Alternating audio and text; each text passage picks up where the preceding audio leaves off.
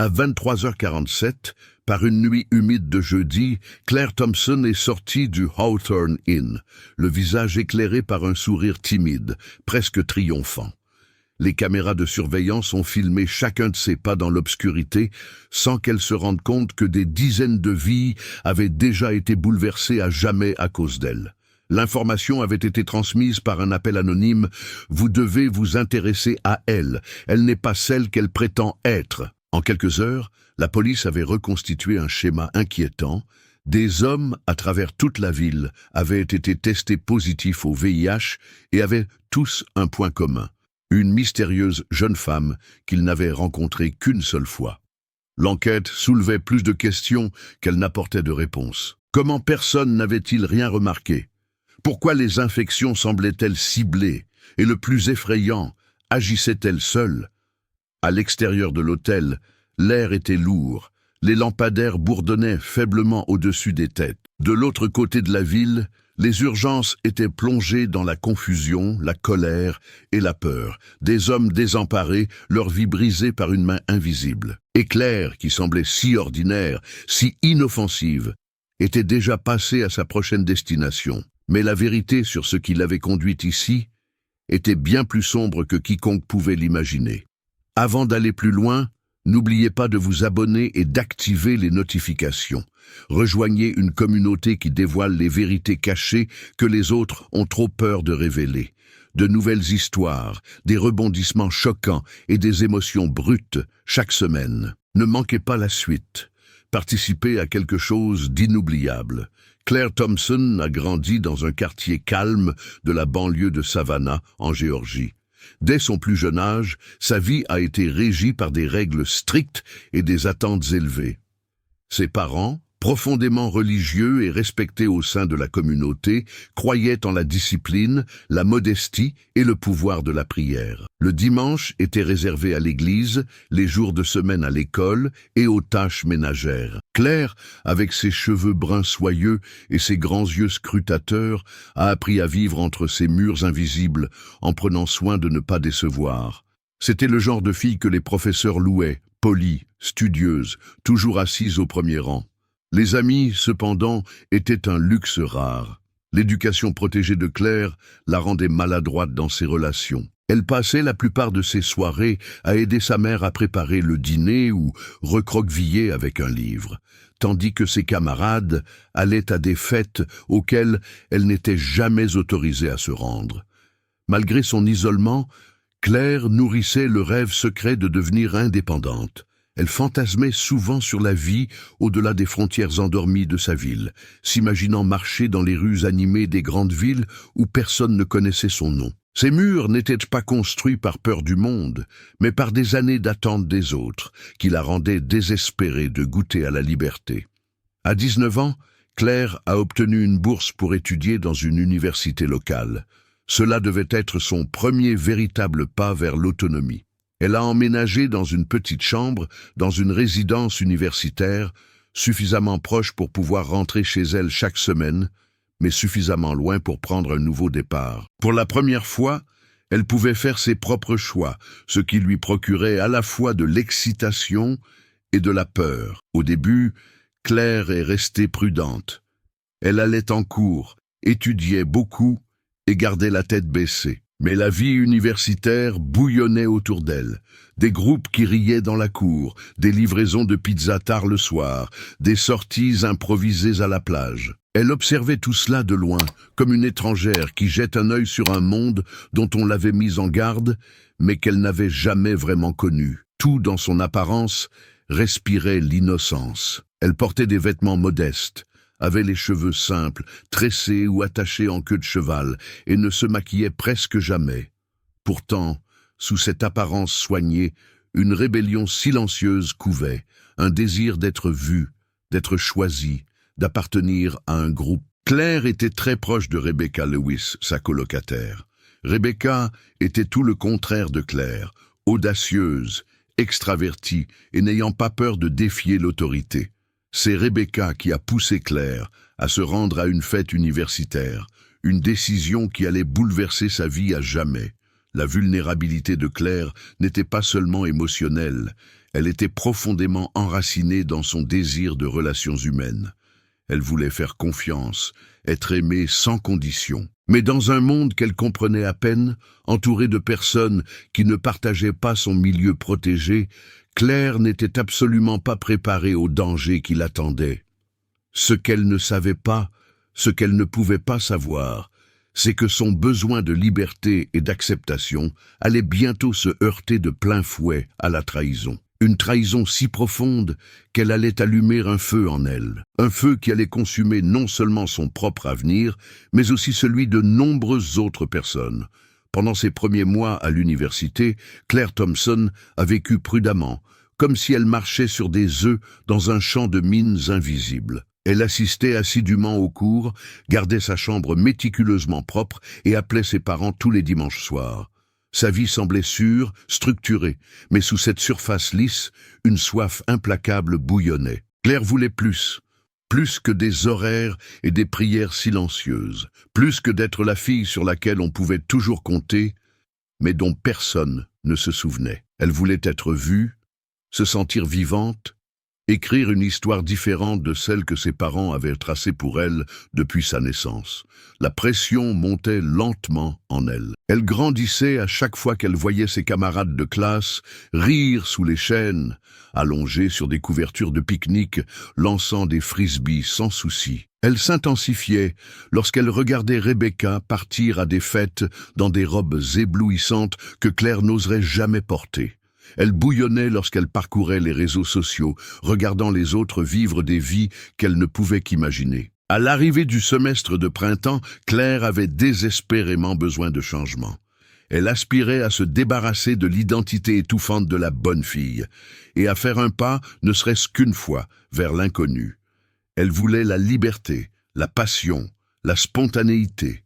Elle voulait vivre sa propre vie, et non celle dictée par les attentes des autres. Un vendredi soir, Rebecca est revenue dans leur chambre d'étudiante, débordante d'excitation. « Il y a une fête chez les Hawthorne ce soir, » dit-elle en jetant son sac sur le lit. « Tout le monde y va. Tu devrais venir. » Claire hésita. Les fêtes étaient un territoire interdit, imprudente, dangereuse. Les avertissements de ses parents résonnaient dans sa tête. Alcool, inconnu, erreur irréparable.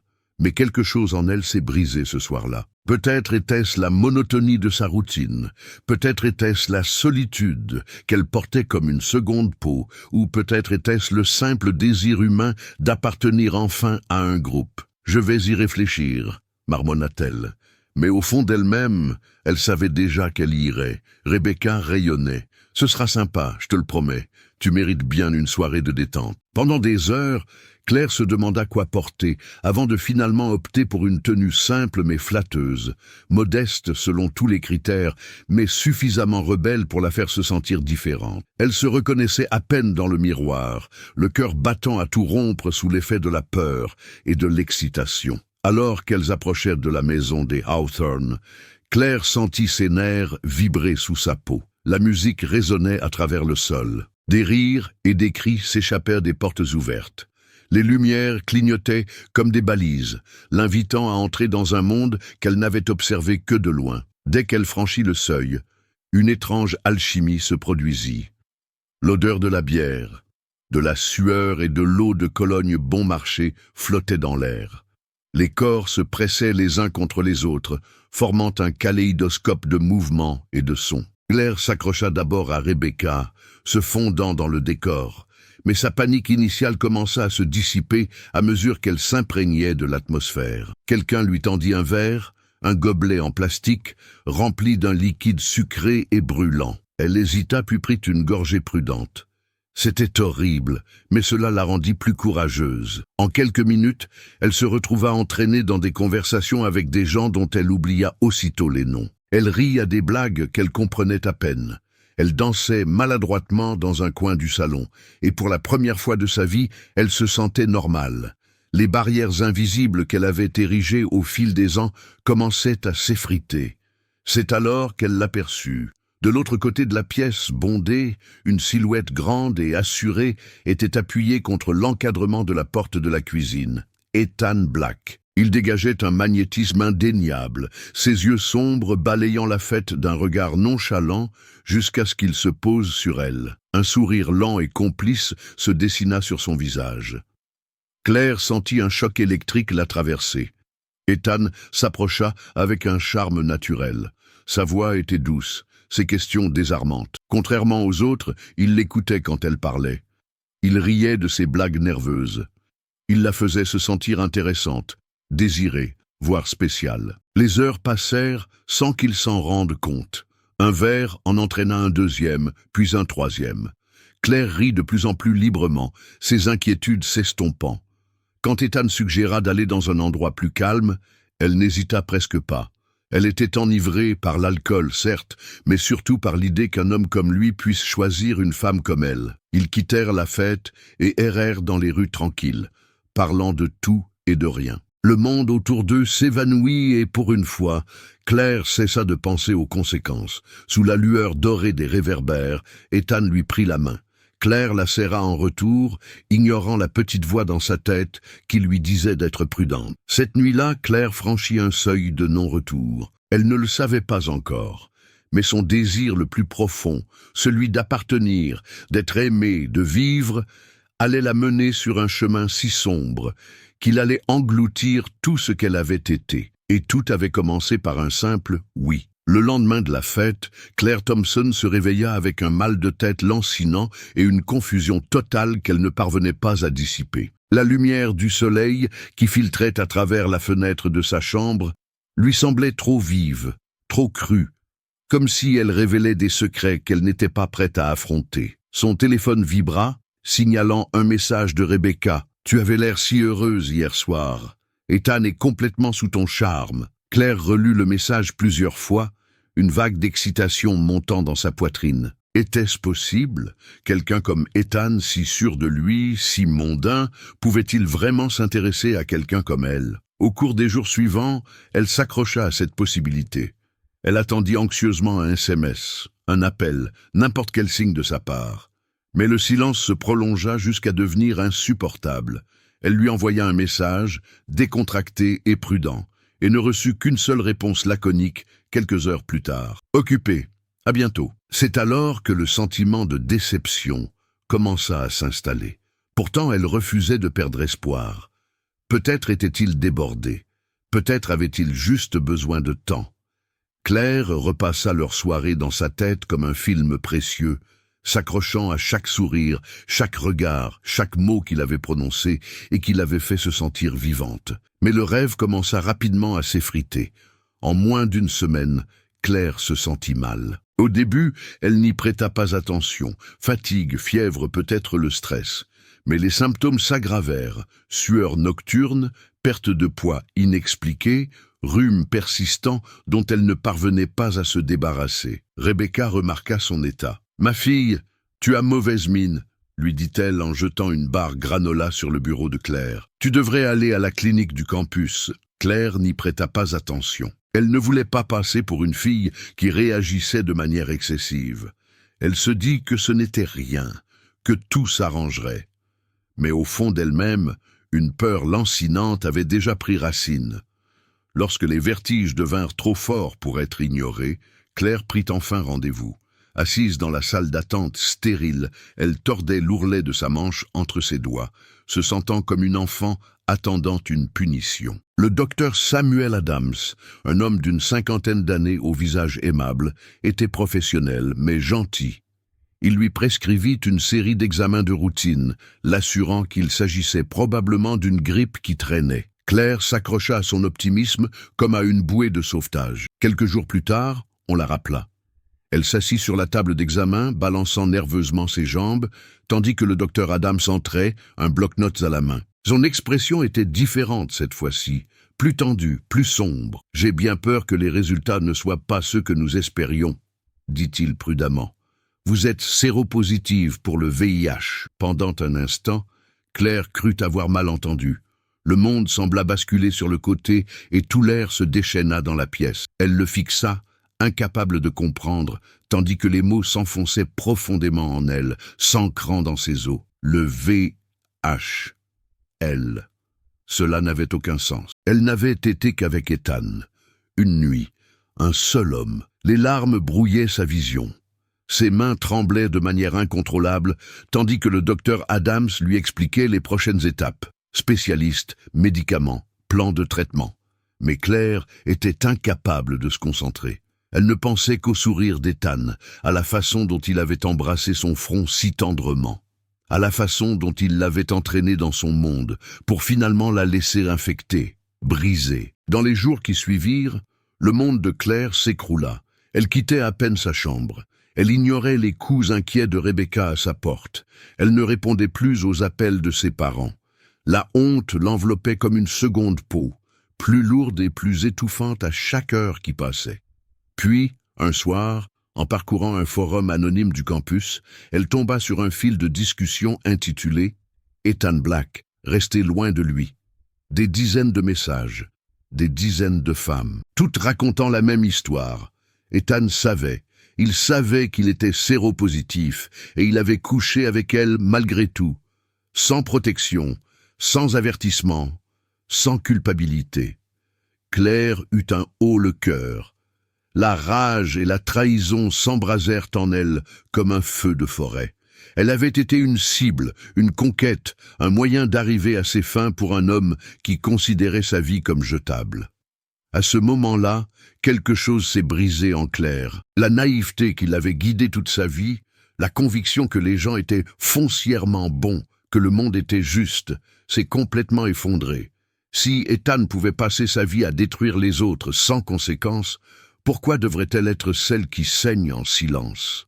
La douleur exigeait d'être entendue, et quelque part, dans les recoins les plus sombres de son esprit, une idée terrible commença à prendre forme, une idée qui murmurait contrôle, pouvoir, vengeance. Claire Thompson, la jeune fille autrefois timide, qui voulait seulement trouver sa place, ne serait plus invisible.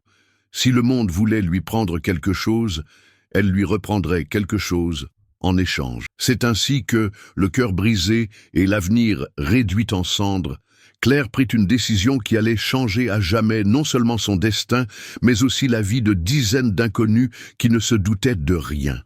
Les jours qui suivirent la découverte de Claire furent comme une lente agonie. Elle errait sur le campus, invisible aux yeux de tous, mais convaincue qu'il savait. Chaque regard, chaque murmure dans le couloir semblait chargé de jugement, même si ce n'était pas le cas. À l'intérieur, Claire s'effondrait. Elle mangeait à peine, dormait à peine. Les nuits étaient les pires, des heures interminables seules, avec ses pensées qui tournaient en boucle, revivant sans cesse le moment où le docteur Adams lui avait annoncé la nouvelle. Elle se reprochait sans cesse d'avoir fait une erreur. Son corps lui semblait étranger, comme s'il l'avait trahi. La peau qu'elle considérait autrefois comme sienne semblait désormais être une arme tournée contre elle. Et pourtant, Ethan Black était libre. Il riait, flirtait, se déplaçait sans effort dans le même campus qui était devenu son enfer personnel. Un après-midi, Claire l'aperçut de l'autre côté de la cour. Il était debout avec un groupe d'amis, arborant le même sourire nonchalant qu'il lui avait adressé. Il ne la remarqua même pas. Elle n'était qu'une victime de plus, sans visage, oubliable. Cette prise de conscience la frappa comme un coup physique. Il s'en fichait. Il s'en était toujours fiché. L'humiliation se transforma en quelque chose de plus corrosif, quelque chose de plus sombre. Cette nuit-là, assise seule dans la petite chambre d'étudiant qu'elle considérait autrefois comme le symbole de la liberté, Claire prit une décision. Elle ouvrit son ordinateur portable, les mains légèrement tremblantes, et créa une nouvelle identité. Amber Fields, un faux nom, une fausse personnalité, conçue pour être séduisante mais pas suspecte. Elle téléchargea une photo de profil soigneusement choisie, pas trop sexy, mais assez suggestive pour attirer l'attention. Elle donna le minimum d'infos. Jeune, aventureuse, à la recherche de rencontres. Elle ajouta même une citation sur le fait de vivre sans regret. En quelques heures, les messages commencèrent à affluer. Des hommes de tout type, célibataires, mariés, divorcés. Certains étaient timides et respectueux, d'autres étaient audacieux, grossiers et arrogants. Claire les lut tous attentivement, les étudiant comme un prédateur choisissant sa proie. Elle ne s'intéressait plus à l'amour, ni à la reconnaissance. Elle ne cherchait pas de relation, elle cherchait le pouvoir. Sa première cible était James Collins, un comptable de 36 ans qui, après seulement 2 jours d'échange, lui avoua qu'il était marié, mais qu'il avait besoin d'un peu d'excitation. Claire organisa un rendez-vous avec lui dans un hôtel du centre-ville, choisissant un endroit où l'anonymat était garanti. À son arrivée, James était déjà là, ajustant nerveusement sa cravate dans le bar faiblement éclairé. Claire s'approcha avec un sourire, pas son vrai sourire, mais celui qu'Amber Fields aurait affiché. La rencontre fut mécanique. James était maladroit, impatient, facile à manipuler. Claire guida la soirée avec une précision effrayante, s'assurant qu'aucune barrière ne soit érigée, lui murmurant des mots rassurants lorsqu'il hésitait. Une fois terminé, James s'endormit presque immédiatement, ronflant doucement sous les draps bon marché de l'hôtel. Claire s'assit sur le bord du lit et le fixa du regard. Ce n'était pas ainsi qu'elle avait imaginé sa vengeance. Elle ne ressentait aucune satisfaction, aucun sentiment de justice, seulement un vide creux et lancinant qui menaçait de l'engloutir tout entière. Elle s'habilla néanmoins, essuya ses empreintes digitales sur toutes les surfaces qu'elle avait touchées et se glissa dans la nuit. Au cours des semaines suivantes, Claire perfectionna ses méthodes. Elle créa d'autres faux profils sous différents noms. Madison Clark, Emily Rhodes, Sarah Banks, chaque personnage étant légèrement adapté au type d'homme qu'elle ciblait. Elle mit au point un scénario, flirter, gagner la confiance, organiser une rencontre, s'assurer qu'aucun moyen de protection n'était utilisé, puis disparaître. Pas de nom, pas de suivi, pas de regret. Chaque rencontre se confondait avec la suivante. Les visages, les chambres d'hôtel, les promesses murmurées, tout cela n'était plus que du bruit insignifiant dans la descente aux enfers de Claire. Mais, malgré son approche calculée, Claire n'était pas insensible aux conséquences de ses actes. Son reflet dans le miroir lui était chaque jour plus étranger. Des cernes se dessinaient sous ses yeux. Son regard autrefois vif était devenu terne et sans vie. La culpabilité la envahissait parfois, dans les moments de calme où elle ne pouvait la noyer, mais elle la refoulait avec une efficacité glaciale. Elle se disait que c'était justice, que ces hommes le méritaient, qu'ils étaient complices de leur propre chute parce qu'ils avaient choisi le mensonge plutôt que l'honnêteté. Dans son esprit, elle n'était pas la méchante, elle était la justice. Claire conservait des dossiers méticuleux cachés dans un dossier crypté sur son ordinateur portable. Nom, date, petits détails sur chaque homme. Cela lui donnait un sentiment sinistre de contrôle, d'ordre dans le chaos qu'elle créait. Et pendant ce temps, sur le campus et au-delà, les rumeurs s'amplifiaient. Des histoires commençaient à faire surface. Des hommes, terrifiés et confus, se rendaient discrètement dans des cliniques. Les forums en ligne bruissaient de rumeurs sur une veuve noire qui attirait les hommes vers leur perte. Le centre de santé du campus a connu une forte augmentation du nombre d'étudiants demandant des tests confidentiels. Mais Claire a continué. Son monde s'est réduit à un seul objectif, sa mission. Il n'y avait plus de place pour les amitiés, les rêves ou l'espoir. La seule chose qui comptait était de rétablir l'équilibre, même si cela signifiait se détruire dans le processus. À la fin du semestre, plus de 30 hommes avaient croisé le chemin d'Amber Fields sans le savoir. Et à chaque rencontre, Claire se sentait s'éloigner un peu plus de la personne qu'elle était autrefois. Ce qu'elle ne voyait pas encore, c'est que les murs se refermaient déjà sur elle. Et bientôt, la façade qu'elle avait soigneusement construite allait commencer à se fissurer, avec des conséquences dévastatrices. Les répercussions de la guerre silencieuse de Claire se propagèrent plus vite qu'elle ne l'avait prévu. Au début, les changements étaient subtils. Un murmure ici, un regard paniqué là. Les étudiants qui se comportaient autrefois avec une arrogance insouciante semblaient désormais nerveux, paranoïaques. Certains des hommes qu'elle avait pris pour cible ont commencé à disparaître complètement de la scène sociale habituelle, tandis que d'autres se sont soudainement fait les défenseurs des rencontres sûres, publiant des avertissements vagues sur des forums anonymes du campus. Mais à l'approche de l'été, la tempête qui se préparait au loin a finalement éclaté. Les hommes ont commencé à se manifester les uns après les autres, non pas publiquement, mais par le biais de plaintes confidentielles adressées au centre de santé de l'université, puis à la police. Leurs récits étaient étrangement similaires. Ils avaient rencontré une jeune femme captivante en ligne, passé une nuit passionnée, puis reçu des nouvelles médicales dévastatrices quelques semaines plus tard. Au début, les autorités ont eu du mal à reconstituer le puzzle. Il n'y avait ni nom, ni description précise, seulement des fragments de différents pseudonymes, Amber, Madison, Emily. Chaque version de Claire était légèrement différente, soigneusement élaborée pour être oubliable, mais séduisante. Pourtant, les similitudes étaient impossibles à ignorer. Des rumeurs d'un propagateur intentionnel se sont répandues comme une traînée de poudre dans la ville. Les médias locaux ont eu vent de l'histoire et l'ont dramatisée avec des titres tels que « Une femme mystérieuse infecte des dizaines de personnes. La police cherche des réponses ».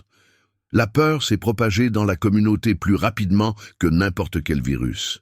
Les étudiants ont abandonné leurs cours, les bars et les clubs ont vu leur fréquentation chuter brutalement. Les parents ont retiré leurs enfants des dortoirs en plein semestre, horrifiés par ce qui se passait. L'université, désireuse de protéger sa réputation, a émis des avertissements vagues concernant des problèmes de santé accrus sans donner de détails.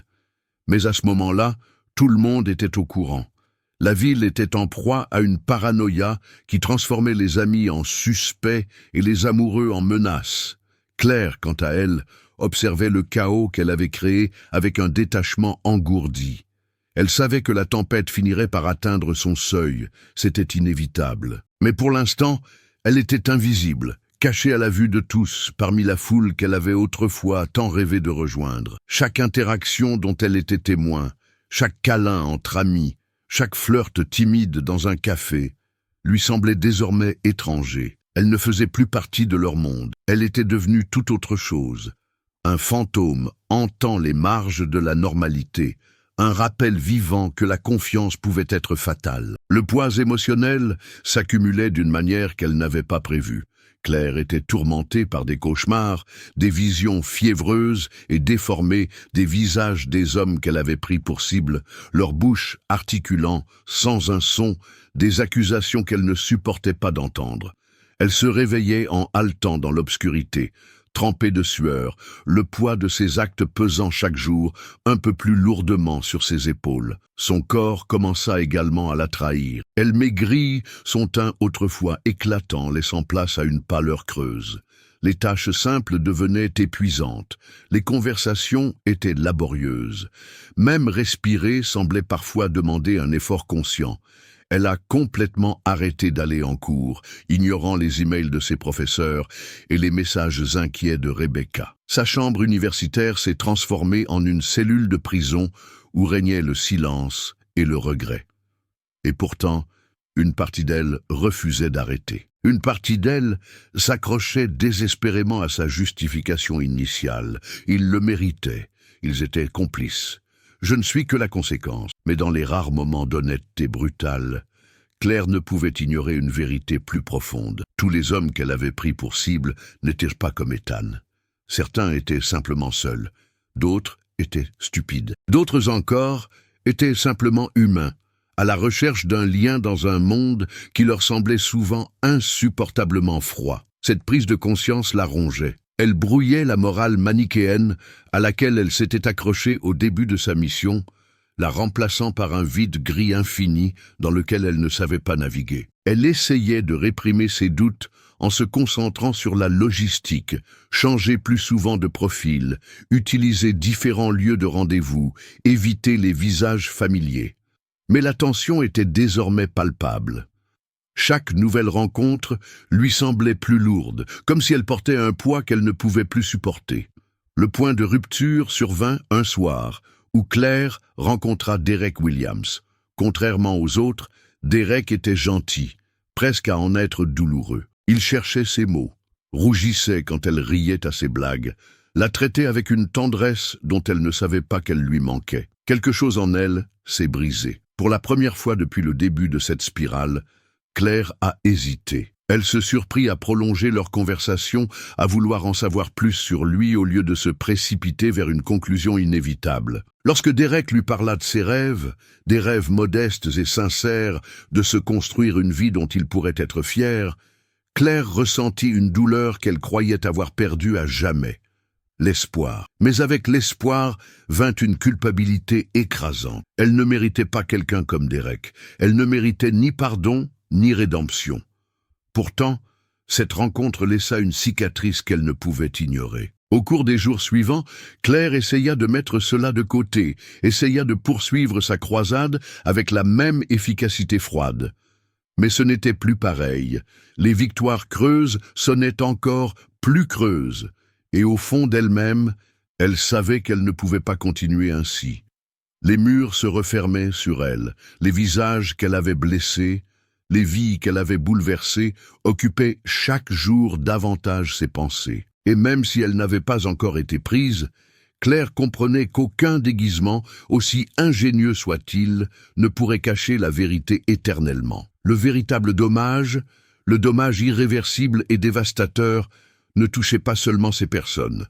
Il la touchait aussi, et aucune vengeance ne pourrait jamais la guérir. Si cette histoire vous touche, si elle éveille en vous un souvenir, une question, un sentiment que vous ne parvenez pas à définir, prenez un moment pour aimer la vidéo et partagez vos réflexions dans les commentaires. Votre voix compte ici. Parfois, la guérison commence simplement en exprimant ce qui a été caché trop longtemps. La première véritable fissure dans l'armure soigneusement construite par Claire Thompson est apparue un après-midi tranquille, dans un café niché à l'écart du bruit du centre-ville.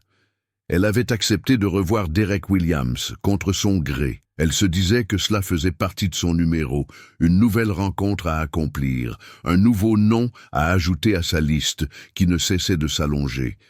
Mais elle ne le ressentait pas ainsi. Derek la saluait avec un sourire timide, un café dans chaque main, et s'est excusé d'être en retard. Il était si sincère, si gentil, que Claire s'est surprise à lui rendre son sourire, avant même de pouvoir s'en empêcher. Ils se sont assis près de la fenêtre, ont siroté leur café et ont parlé de choses sans importance. Les livres qu'ils aimaient, la musique qu'ils détestaient, leurs souvenirs d'enfance. Derek écoutait d'une manière qui donnait à Claire l'impression d'être visible, non pas comme une conquête ou une erreur, mais comme une personne. Et pour la première fois depuis une éternité, Claire baissa sa garde. Aujourd'hui, elle n'était pas Amber Fields. Elle n'était ni Madison, ni Emily, ni Sarah. Elle était simplement Claire, la fille qui rêvait autrefois de ville et d'aventure, qui croyait pouvoir se construire une vie pleine de sens et de confiance. Les heures passèrent sans qu'ils s'en aperçoivent.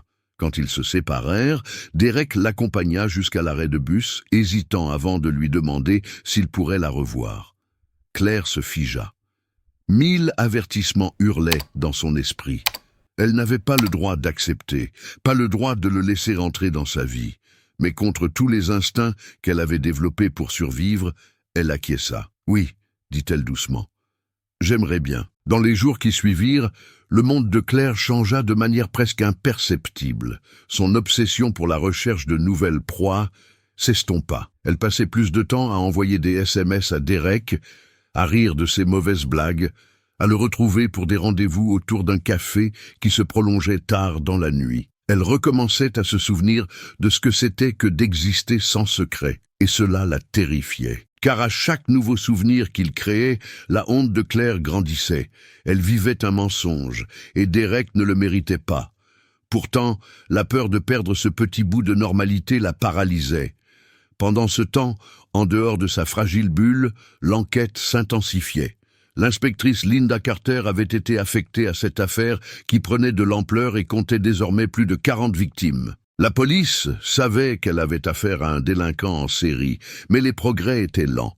Les victimes ne fournissaient que des descriptions vagues, peu fiables au mieux après des nuits embrumées par l'alcool et des souvenirs flous. Cependant, une avancée inattendue survint.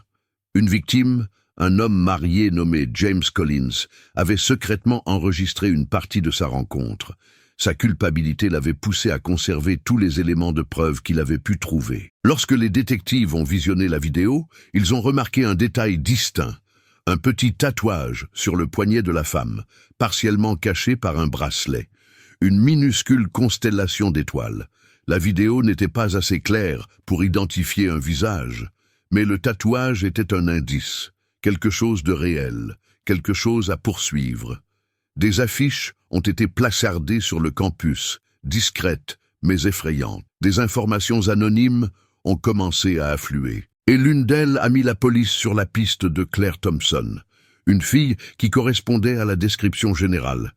Une fille qui avait récemment abandonné ses cours, s'était isolée de ses amis et semblait de plus en plus instable. L'inspectrice Carter n'a pas agi immédiatement. Elle a commencé à surveiller Claire, se garant en face de son dortoir, suivant ses mouvements, notant son comportement. Claire ne se doutait de rien, trop empêtrée dans son conflit émotionnel pour remarquer l'étau qui se resserrait autour de son cou. Jusqu'à ce qu'une nuit, tout commence à s'écrouler. Claire retrouva Derek dans le parc, au bord de la rivière, un endroit tranquille qu'ils avaient élu comme leur petit sanctuaire.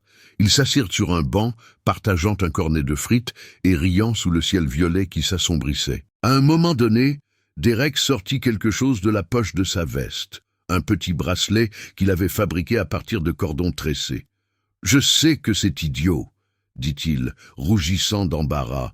« Mais j'ai pensé que tu l'aimerais peut-être. » Claire le regarda, la gorge serrée. Ce geste était si pur, si innocent, qu'il lui faisait mal. Elle tendit la main pour le prendre, et au moment où elle le fit, les doigts de Derek effleurèrent son poignet, remontant brièvement sa manche. Il se figea. Son regard se fixa sur le tatouage. Claire se recula instinctivement, tirant sur sa manche, mais il était trop tard. Le visage de Derek passa de la chaleur à la confusion, puis à quelque chose de plus réservé. « Claire, » dit-il lentement, « où as-tu fait ce tatouage ?» La panique lui serra la poitrine. « Ce n'est rien, » murmura-t-elle en forçant un rire tremblant. « Juste un caprice. » Mais elle vit le doute s'installer dans son esprit. Ce soir-là, après que Derek l'eut raccompagnée chez elle dans un silence tendu, Claire sut que le monde fragile qu'elle avait construit s'écroulait. Elle pouvait sentir le lien invisible qui reliait Derek aux enquêteurs, un lien qui allait bientôt se rompre et exposer au grand jour tout ce qu'elle avait essayé de cacher. Au fond d'elle-même, Claire comprenait quelque chose d'encore plus dévastateur. Elle ne craignait pas seulement d'être découverte. Elle craignait de perdre Derek, la seule personne qui lui avait fait redécouvrir ce que c'était que d'être humaine. Les jours qui suivirent cette nuit au bord de la rivière furent les plus difficiles que Claire Thompson ait jamais connus. Les SMS de Derek étaient de plus en plus courts. Elle n'obtenait aucune réponse à ses appels. Le silence grandissant entre eux la rongeait plus cruellement que n'importe quelle accusation. Elle savait sans avoir besoin de demander. Derek s'éloignait d'elle. Elle ne savait pas si c'était par suspicion, par peur ou par déception, et peut-être que cela n'avait pas d'importance, car au fond d'elle-même, Claire s'était déjà condamnée. Pendant ce temps, l'inspectrice Linda Carter intensifiait l'enquête. Après des semaines de progrès lents, l'identification de Claire Thompson comme suspecte principale donna un nouveau souffle à la police. Les images de vidéosurveillance des hôtels, les activités sur les sites de rencontres et les chronologies concordantes commencèrent à former un schéma indéniable. L'équipe de Carter relia méthodiquement les points. Les pseudonymes utilisés par Claire, les lieux qu'elle fréquentait et la chronologie effrayante des infections signalées. Il y avait suffisamment d'éléments pour obtenir un mandat, mais Carter en voulait plus. Elle avait besoin d'aveux. D'un moyen de boucler l'affaire de manière si solide qu'aucun jury ne put s'en douter. Elle décida de tendre un piège. Le plan était simple. Une rencontre contrôlée. Un agent infiltré se faisant passer pour une cible potentielle. Tout filmé. L'approche, la séduction, la tentative. C'était risqué. Si Claire sentait que quelque chose clochait, elle pouvait disparaître. Mais Carter était prête à prendre le risque. Trop de vies avaient déjà été brisées. Il ne pouvait pas la laisser s'échapper. Pendant que les détectives travaillaient dans l'ombre, le monde de Claire continuait de s'effondrer lentement. Elle évitait Rebecca, ignorait les appels de sa famille et ne se rendait plus dans les endroits qu'elle fréquentait habituellement. Elle était devenue un fantôme dans sa propre vie, hantant les lieux qu'elle remplissait autrefois de rires et d'espoirs timides. Dans sa chambre d'étudiante, Claire vivait dans la pénombre, les rideaux toujours tirés, l'écran de son ordinateur portable brillant sinistrement dans la pénombre. Elle lisait des articles sur l'enquête, le cœur battant à chaque nouvelle révélation. Elle savait que l'étau se resserrait autour d'elle, mais elle ne trouvait pas la force de s'enfuir.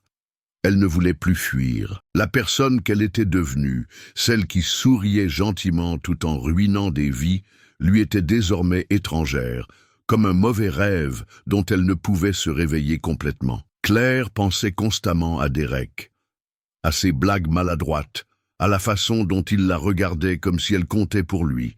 Elle repensait à ce bref instant où il lui avait fait croire que la rédemption était possible.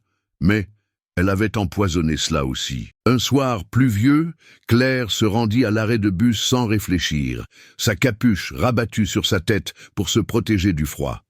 Elle remarqua à peine la voiture banalisée garée de l'autre côté de la rue, le moteur tournant au ralenti. L'inspectrice Carter observait à travers le pare-brise ruisselant, tapotant le volant du bout des doigts. Claire avait l'air vaincue. Elle ne ressemblait pas à la prédatrice calculatrice décrite par les médias, pas comme un monstre. Pendant un bref instant, Carter hésita. Mais le poids de l'affaire, les visages des victimes, leurs témoignages de trahison et de désolation, renforça sa détermination. Claire monta dans le bus, inconsciente que son dernier acte était déjà en cours. Le lendemain, Claire reçut un message sur l'un de ses profils de rencontre. Un message de quelqu'un qui se faisait appeler Ryan. La conversation fut facile. Ryan était charmant, mais pas insistant. Curieux, mais respectueux. Il ressemblait à Derek, suffisamment pour attirer Claire, malgré une partie d'elle qui lui criait que c'était une erreur. Ils convinrent de se retrouver dans un restaurant tranquille à la périphérie de la ville. Claire choisit une place près de la fenêtre et tripota la paille de son verre, de plus en plus nerveuse, à chaque seconde qui passait. Lorsque Ryan arriva, la première réaction de Claire fut la méfiance. Il y avait quelque chose dans son regard, trop alerte, trop méfiant. Mais elle se força à sourire, à jouer son rôle. Les minutes s'écoulèrent péniblement. Claire parlait, riait aux moments opportuns, flirtait sans conviction. Puis elle le remarqua, l'écouteur à peine dissimulé derrière le col de Ryan. Son sang se glaça. Elle se leva brusquement, le cœur battant à tout rompre. « Je dois y aller », balbutia-t-elle. Ryan tendit doucement la main pour la retenir, mais Claire se dégagea. La porte du restaurant claqua derrière elle alors qu'elle se précipitait dans la rue sous une pluie battante. Ses pieds martelaient le trottoir, l'adrénaline rugissant dans ses veines. Mais il était trop tard. Des voitures banalisées surgirent au coin de la rue. Des policiers en sortirent en criant des ordres. Claire trébucha, glissa sur le gravier mouillé, avant que des mains puissantes ne lui immobilisent les bras dans le dos. Les menottes cliquetèrent avec une brutalité sans appel. « Claire Thompson !» dit une voix au-dessus du vacarme. « Vous êtes en état d'arrestation pour mise en danger imprudente, voie de fait grave et exposition volontaire d'autrui au VIH. » Claire ne se débattit pas, elle ne pleura pas. Elle resta simplement là, trempée et frissonnante, tandis que la vie qu'elle s'était construite, celle qu'elle avait cousue de mensonges et de désespoir, s'effondrait complètement. Alors qu'il la faisait monter à l'arrière de la voiture de police, Claire aperçut son reflet dans la vitre maculée de pluie. Elle reconnut à peine la fille qui la regardait. Ce n'était pas un monstre. Ce n'était pas une martyre. C'était juste une âme brisée qui avait perdu son chemin. Claire Thompson était assise dans la salle d'interrogatoire stérile, les mains menottées à la table en métal, le cœur battant à tout rompre dans sa poitrine. La lumière fluorescente au-dessus d'elle bourdonnait faiblement, projetant une lueur froide et impitoyable sur tout. Le temps semblait s'étirer à l'infini, chaque seconde plus lourde que la précédente. L'inspectrice Linda Carter entra avec un dossier sous le bras, qu'elle posa avec une certaine lourdeur. Elle ne dit rien tout de suite. Elle s'assit en face de Claire et l'observa avec la patience froide de quelqu'un qui attendait ce moment depuis longtemps. Claire croisa son regard, essayant de retrouver le masque qu'elle portait si facilement auparavant, mais il se fissura presque instantanément.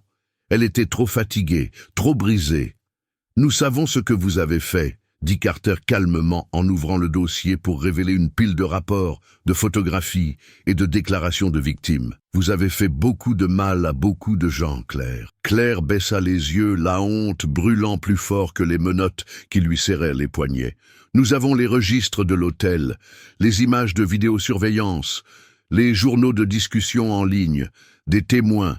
C'est fini. » Continua Carter d'une voix basse mais ferme. « Mais la question est, veux-tu aggraver ton cas ?» Claire ne dit rien, la gorge trop serrée pour prononcer un mot. Carter se pencha légèrement en avant. « C'est ta chance de raconter ta version des faits. » L'offre resta suspendue entre elles, lourde et dangereuse. Une partie de Claire voulait rester silencieuse, laisser le système faire son travail. Elle le méritait, n'est-ce pas? Toutes ces nuits blanches, toutes ces vies qu'elle avait gâchées. Elle avait mérité toutes les punitions qu'on pouvait lui infliger. Mais une autre partie, plus petite, plus vacillante, lui soufflait autre chose. La rédemption. Une parcelle de la fille qu'elle était autrefois, celle qui croyait au pardon, aux secondes chances, luttait pour remonter à la surface. Les mains tremblantes et d'une voix à peine audible, Claire se mit à parler.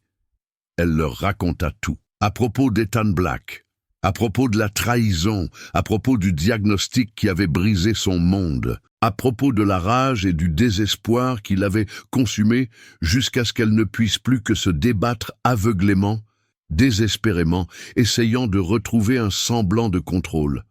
Elle leur parla des pseudonymes, des rencontres calculées, de l'engourdissement croissant qui avait transformé son cœur en pierre. Les larmes coulaient sur son visage, mais elle se força à continuer, à avouer chaque détail sinistre. Quand elle eut terminé, la pièce était silencieuse, à l'exception du léger bourdonnement de la lumière au plafond. L'inspectrice Carter referma le dossier sans un bruit. « Vous avez fait des choses terribles », dit-elle après un long silence. « Mais vous pouvez encore être sauvé. » Claire cligna des yeux, surprise. « Vous avez besoin d'aide », poursuivit Carter.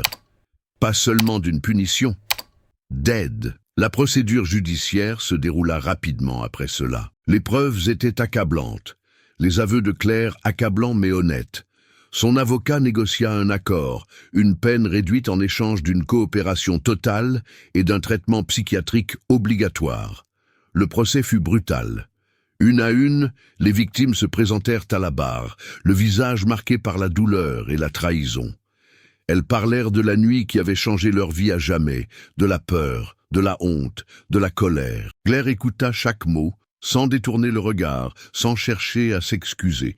Quand son tour est venu de parler, elle s'est levée en tremblant, s'agrippant aux côtés du podium pour se soutenir. « Je ne m'attends pas à être pardonnée », a-t-elle déclaré d'une voix brisée. « Je ne peux pas effacer ce que j'ai fait, je le sais, mais je suis désolée. Plus que vous ne le saurez jamais. » Il n'y a pas eu d'applaudissements. Aucun adoucissement dans le regard des personnes qu'elle avait blessées. Mais pour la première fois, Claire ne parlait pas pour gagner quoi que ce soit. Elle ne manipulait pas, ne se cachait pas, ne fuyait pas. Elle faisait face à ce qu'elle était devenue. Et cela, en soi, était une sorte de victoire. Le juge la condamna à 15 ans de prison avec possibilité de libération conditionnelle après 10 ans, sous réserve de bonne conduite et de la réussite d'un programme de réinsertion ordonné par le tribunal. Ce n'était pas la liberté. Ce n'était pas l'absolution. Mais c'était une chance de commencer à sortir du trou qu'elle s'était creusé. Le jour où Claire fut transférée au centre pénitentiaire, elle regardait par la fenêtre du fourgon, regardant la ville s'éloigner. Elle pensait à Derek, se demandant s'il la détestait, s'il maudissait le jour où ils s'étaient rencontrés. Elle espérait qu'il avait tourné la page. En prison, Claire est d'abord restée seule. Les autres détenus ont senti sa vulnérabilité et l'ont laissée tranquille. Elle passait des heures à la bibliothèque, dévorant des livres sur la psychologie, les traumatismes et le pardon. Elle a commencé à voir une thérapeute, une femme sévère mais gentille, le docteur Angela Moore, qui a poussé Claire à affronter la profondeur de sa douleur sans lui permettre de s'y réfugier. Ce ne fut pas facile. Certaines séances laissaient Claire vidée, à vif et exposée. Mais petit à petit, morceau par morceau, elle commença à se reconstruire. Elle s'inscrivit à un programme d'écriture, couchant sur le papier ses regrets, ses peurs et ses espoirs timides que personne d'autre ne lirait jamais. Elle se porta volontaire pour des programmes de soutien destinés à aider les détenus nouvellement diagnostiqués séropositifs à faire face à leur nouvelle réalité, leur offrant la compassion dont elle avait tant besoin autrefois et qu'elle n'avait jamais reçue. C'était un travail éprouvant, souvent déchirant. Mais cela lui a permis de se recentrer et lui a donné un but qui allait au-delà de sa propre survie. Les années ont passé. La jeune fille qui croyait autrefois que la vengeance guérirait ses blessures s'est peu à peu effacée, laissant place à une femme qui comprenait que la véritable guérison exigeait quelque chose de bien plus difficile. L'honnêteté, l'humilité et un courage sans faille. Claire n'était pas naïve au point de croire qu'elle pourrait un jour réparer entièrement le mal qu'elle avait causé. Mais elle pouvait changer l'avenir. Et pour la première fois, depuis ce qui lui semblait une éternité, elle croyait qu'elle méritait peut-être cette chance. La nouvelle de la condamnation de Claire Thompson s'est répandue comme une traînée de poudre à travers le pays. Les chaînes locales n'étaient plus les seules à en parler. Les médias nationaux se sont emparés de l'histoire, la transformant en symbole de trahison, de santé publique et d'indignation morale. Une étudiante infecte des dizaines de personnes par vengeance, titrait un journal. Une mise en garde contre la confiance et le secret, déclarait un autre. Dans les talk-shows, les stations de radio, les podcasts et les réseaux sociaux, tout le monde avait son opinion. Le nom de Claire était devenu synonyme de vengeance excessive, un avertissement effrayant sur la façon dont des blessures invisibles pouvaient se manifester de manière dévastatrice. Devant le palais de justice, des manifestants se sont rassemblés avec des pancartes sur lesquelles on pouvait lire « Justice pour les victimes » et « Pas de compassion pour les monstres ». La colère était palpable, brute et légitime. Les familles des victimes pleuraient lors des interviews, la voix tremblante de chagrin et de rage. James Collins, l'une des premières victimes de Claire, s'est exprimé lors d'une conférence de presse, la voix brisée, décrivant comment l'infection avait non seulement mis fin à son mariage, mais aussi ruiné sa relation avec ses enfants. « Je lui faisais confiance », a-t-il déclaré, les larmes coulant sur son visage. « Je pensais que c'était vrai, et maintenant, tout est brisé. » Pour beaucoup d'hommes, les blessures n'étaient pas seulement physiques. Elles étaient aussi spirituelles et émotionnelles. Une fois brisée, la confiance était presque impossible à reconstruire. Pourtant, tout le monde n'a pas réagi avec une haine pure.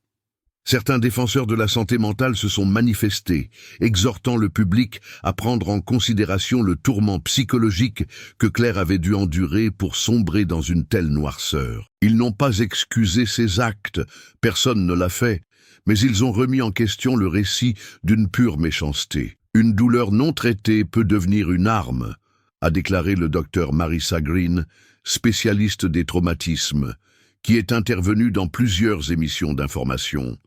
L'histoire de Claire Thompson est une tragédie à plusieurs niveaux. Sur Internet, les débats faisaient rage.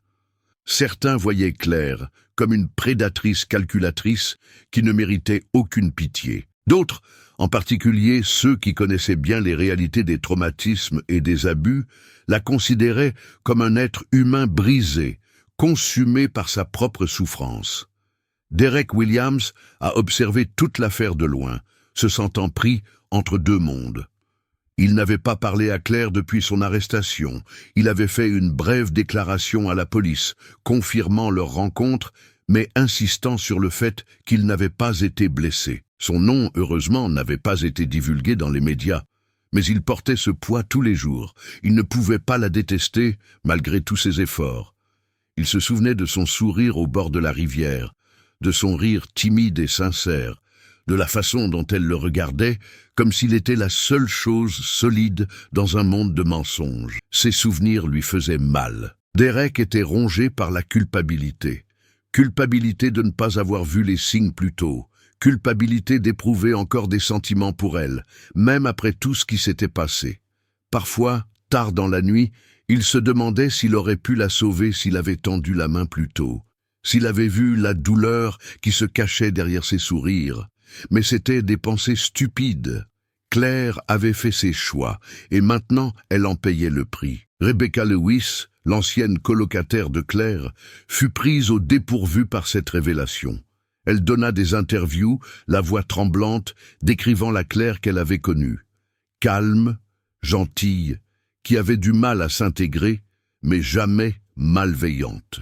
Je ne sais pas quand elle a changé, a admis Rebecca. Je ne sais pas si elle l'a toujours caché ou si quelque chose a basculé. Rebecca a dû faire face à ses propres réactions, accusée par certains d'avoir fermé les yeux, d'avoir permis les actes de Claire par ignorance.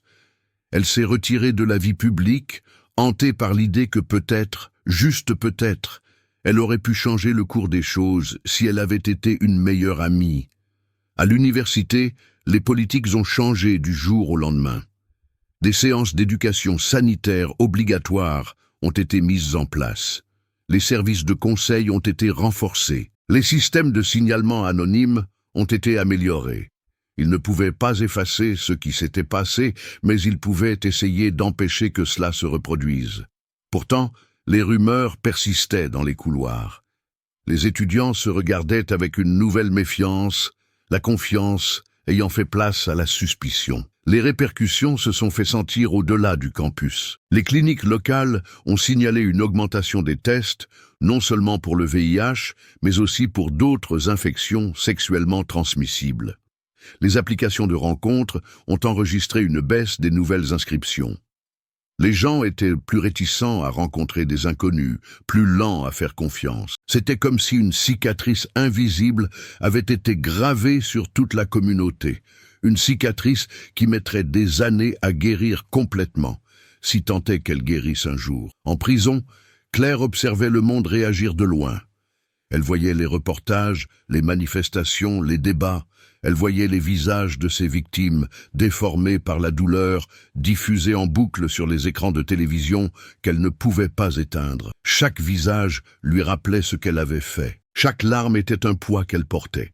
Mais elle ne reculait pas. Plus maintenant. Une partie d'elle-même croyait qu'elle méritait tout cela, mais une autre partie, une petite partie tenace, gardait l'espoir qu'elle pouvait encore être plus que la pire chose qu'elle ait jamais faite. Elle travaillait sans relâche dans les programmes de la prison, aidant là où elle le pouvait, parlant honnêtement de son histoire dans des groupes de soutien, mettant en garde les autres contre le danger de laisser la douleur se transformer en haine. Tout le monde ne l'écoutait pas. Certains la regardaient avec dégoût, d'autres avec pitié. Mais, de temps en temps, elle voyait une lueur de compréhension, une reconnaissance de leur fragilité commune, et cela suffisait à la faire avancer. Les années passèrent, les visages s'estompèrent, les noms s'effacèrent, mais l'impact des choix de Claire Thompson, la dévastation, les leçons, la douleur perdurèrent longtemps après que le monde eut tourné la page. Une histoire fantomatique se murmura à travers les générations. Faites attention à qui vous faites confiance. Faites attention à la douleur que vous enfouissez, car parfois elle ne reste pas enfouie. Et parfois, elle revient pour tout détruire. L'histoire de Claire Thompson nous oblige à réfléchir à la capacité humaine à souffrir, à se venger et à rechercher désespérément le contrôle. Sa descente dans les ténèbres n'a pas commencé par la malveillance. Elle a commencé par un chagrin d'amour, une trahison si profonde qu'elle a brisé le monde fragile qu'elle s'était construit. Mais la douleur, lorsqu'elle n'est pas traitée, devient une arme. Les actions de Claire nous enseignent que les blessures non cicatrisées peuvent avoir des répercussions qui touchent des vies bien au-delà de leur source d'origine. Ces victimes n'étaient pas seulement des étrangers. Elles étaient les échos d'un seul moment de trahison qu'elle ne pouvait jamais pardonner. Au lieu de chercher de l'aide, au lieu d'affronter son angoisse, Claire l'a laissée s'envenimer, elle a laissé cette douleur la définir. La tragédie est double.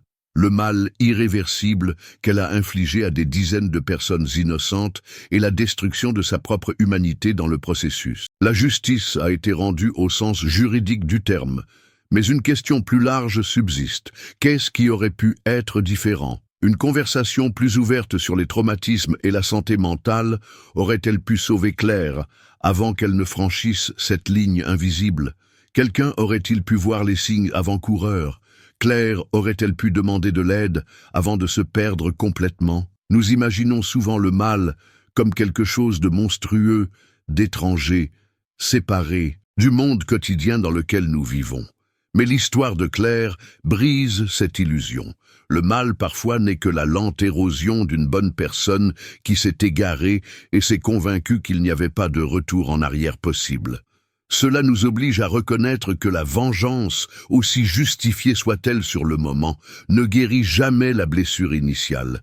Elle ne fait que propager l'infection, comme un feu qui consume tout sur son passage. Claire voulait que le monde souffre autant qu'elle, et ce faisant, elle s'est assurée que personne, y compris elle-même, ne guérirait jamais vraiment. Son parcours nous rappelle de manière obsédante que la douleur non résolue ne disparaît pas simplement. Elle exige d'être exprimée, et si elle n'est pas entendue, elle trouve un moyen de s'exprimer, parfois de la manière la plus destructrice qui soit.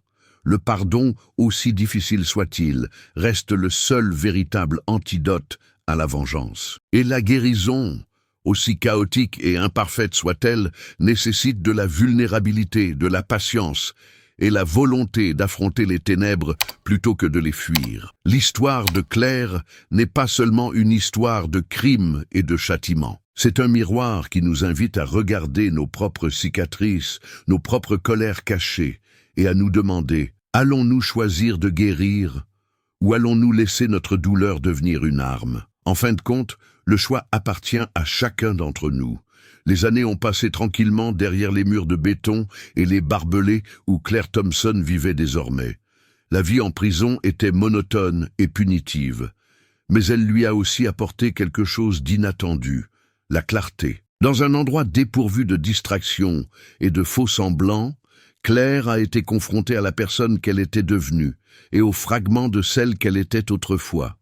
Elle s'est plongée dans des programmes de soutien psychologique. D'abord en tant que participante, puis en tant que mentor. Elle a partagé son histoire dans de petites salles stériles remplies de femmes qui, comme elle, s'étaient perdues en cours de route. Certaines l'écoutaient, d'autres non. Claire parlait quand même. Elle a également terminé ses études derrière les barreaux, obtenant un diplôme en psychologie grâce à un programme par correspondance. C'était une victoire étrange, douce amère. Utiliser les outils qu'elle avait appris trop tard pour mieux comprendre les racines de sa propre chute. Pendant ce temps, à l'extérieur des murs de la prison, la vie continuait. L'université où l'histoire de Claire avait commencé était devenue un endroit différent. Les administrateurs ont mis en place des changements radicaux dans leurs services de santé et de conseil. De nouveaux programmes de sensibilisation à la santé sexuelle, aux maladies mentales et aux traumatismes émotionnels ont vu le jour, citant souvent le cas Claire Thompson, sans la nommer directement. Parmi les survivants, la guérison a été lente, voire inexistante. Certains, comme James Collins, sont devenus des défenseurs fervents de la réforme de la santé publique, utilisant leur histoire pour réclamer une meilleure éducation et un meilleur accès aux tests. D'autres se sont retirés de la vie publique, choisissant de reconstruire leur confiance brisée dans l'intimité de leur famille et de leur cercle proche. Derek Williams a discrètement changé d'université pour s'inscrire dans un autre État, espérant laisser derrière lui ses souvenirs douloureux. Mais il s'est rendu compte que certaines cicatrices vous suivent où que vous alliez. Il n'a plus jamais reparlé à Claire, même s'il se demandait parfois comment elle allait, si elle avait trouvé la paix, si la fille qu'il avait entrevue sous tous ses mensonges avait survécu. Rebecca Lewis a finalement obtenu son diplôme et déménagé dans une autre ville. Dans des interviews, elle parlait avec prudence de son ancienne amie, soulignant toujours la complexité du caractère de Claire. « Ce n'était pas un monstre », a déclaré Rebecca un jour. C'était une personne qui a fait des choix terribles et impardonnables. Les deux peuvent être vrais. Quant à Claire, elle a continué à purger sa peine, année après année, ne comptant pas le temps qui passait au rythme des saisons, mais à celui de ses petites victoires personnelles. Une séance de thérapie terminée, un nouveau livre fini, une lettre écrite mais jamais envoyée. À l'issue de sa 10e année de prison, Claire a pu prétendre à une libération conditionnelle. L'audience s'est déroulée dans le calme. Il n'y avait pas de cirque médiatique, pas de famille des victimes dans la salle d'audience. Seulement Claire, son avocat, la commission des libérations conditionnelles et le poids du passé. Elle a parlé franchement, sans embellir, du mal qu'elle avait causé et des changements qu'elle s'était efforcée d'opérer en elle-même. Elle n'a pas supplié pour obtenir sa liberté. Elle a seulement demandé la chance de pouvoir continuer à essayer de s'améliorer. Contre toute attente, la libération conditionnelle lui a été accordée. Claire Thompson est sortie de prison dans la pâle lumière du matin. Non pas comme une femme libre au sens traditionnel du terme, mais comme quelqu'un à qui l'on avait donné une seconde chance des plus rares. L'opportunité de reconstruire sa vie à partir de rien. Et au fond d'elle-même, elle s'est jurée de ne pas la gâcher. Que pensez-vous de l'histoire de Claire Thompson ? Était-elle une méchante qui méritait toutes les punitions qu'elle a reçues ? Ou était-elle une âme brisée, écrasée par la trahison, qui a perdu son chemin en essayant de survivre à sa douleur? Les histoires comme celle de Claire ne laissent pas de réponse facile, seulement des questions inconfortables sur la justice, le pardon et la capacité du cœur humain à sombrer dans les ténèbres et à se racheter. Nous voulons connaître votre opinion. Pensez-vous qu'il aurait pu y avoir une autre voie pour Claire? Une intervention, de la compassion, ou un autre système de soutien aurait-il pu la sauver des choix qu'elle a faits? Ou certaines blessures sont-elles tout simplement trop profondes pour guérir sans conséquences, qui se répercutent bien au-delà de nous-mêmes? Laissez vos commentaires ci-dessous. Discutons ensemble de ce que cette affaire nous apprend, non seulement sur le crime et la punition, mais aussi sur la vulnérabilité, les traumatismes et la responsabilité que nous avons tous lorsque nous sommes confrontés à la douleur, qu'elle soit la nôtre ou celle d'autrui. Et si cette histoire vous a ému, choqué ou vous a fait voir le monde un peu différemment, n'oubliez pas de vous abonner à notre chaîne pour découvrir d'autres histoires vraies qui révèlent les luttes cachées derrière des vies en apparence ordinaires. Partagez cette vidéo avec quelqu'un qui a besoin de se rappeler que parfois, les plus grands dangers auxquels nous sommes confrontés sont ceux que nous ne pouvons pas voir, ceux qui grandissent silencieusement dans les cœurs blessés. N'oubliez pas de cliquer sur « J'aime » et d'activer les notifications pour ne manquer aucune histoire qui vous fera réfléchir longtemps après la fin de la vidéo. Merci d'être avec nous. Restez curieux, restez compatissants et restez vigilants.